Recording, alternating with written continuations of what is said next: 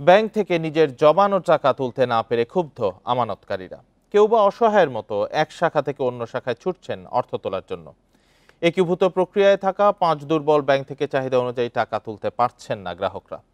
তবে বাংলাদেশ ব্যাংক বলছে একীভূত করাই শেষ সমাধান।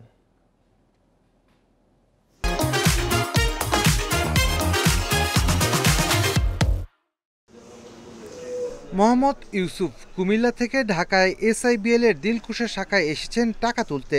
তার ব্যাংক হিসাবে 17 লাখ টাকা থাকলেও পাচ্ছেন মাত্র 5,000 টাকা। FDR আছে প্রায় 16-17 লাখ টাকা। এখন একটা FDR ভাঙছে 2 লাখ টাকার, অ্যাকাউন্টে ঢুকছে 2 লাখ টাকা, কিন্তু দিতেছে না। তার মতো এমন অনেক গ্রাহক দুর্বল ব্যাংকগুলো থেকে টাকা তুলতে পারছে না। দিশাহারা হয়ে এক শাখা থেকে অন্য শাখায় ছুটছেন অনেকে। সঞ্চয় করে ব্যাংকে, সেই ব্যাংকে এসে যদি এই যে আমার এখন 1,27,000 টাকা অ্যাকাউন্টে আছে, আমি স্যারকে রিকোয়েস্ট করলাম, উনি 10,000 টাকা দিচ্ছে। সপ্তাহে 5,000 টাকা দিতে চায়। অনেক রিকোয়েস্ট করলাম, কিন্তু বললো যে ভাই কিছু করার নাই, টাকা নাই।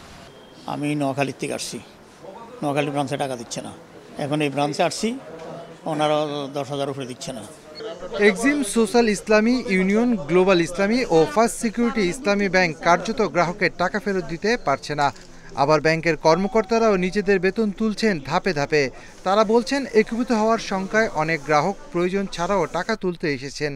আবার বাংলাদেশ ব্যাংক থেকে নতুন করে আর কোনো তারল্য সহায়তা না পাওয়ায় এখন বিপাকে পড়েছেন তারাও। যাতে আমরা পারি, এই জন্য আমাদেরও চেষ্টা আছে যে রিকভারির মাধ্যমে এই সাপোর্টটা দেওয়া। তো রিকভারি করতে গিয়ে স্বাভাবিক যে রিকভারি তো এত দ্রুত হয় না। হ্যাঁ, আমরা একইভাবে নিতে হচ্ছে, আমরা একসাথে নিতে পারতেছি না আর কি। একসাথে স্যালারি একসাথে নিতে পারতেছি না।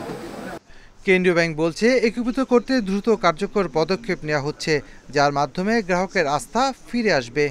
শেয়ার মার্কেটেরটা অবশ্যই আমাদের মাথায় থাকবে, কিন্তু মার্জার ছাড়া কোনো উপযুক্ত বিকল্প এই মুহূর্তে কেন্দ্রীয় ব্যাংকের কাছে নাই, এই ব্যাংকগুলি সার্ভাইভাল যাতে করে সেটা নিশ্চিত করার জন্য। এদিকে 5 ব্যাংকের একীভূতকরণের সিদ্ধান্ত কেন বেআইনি ও অবৈধ ঘোষণা করা হবে না তা জানতে চেয়ে 4 সপ্তাহের মধ্যে বাংলাদেশ ব্যাংকের কাছে রুলের জবাব চেয়েছে high court. Shafil Alam Sujan, independent news, Dhaka.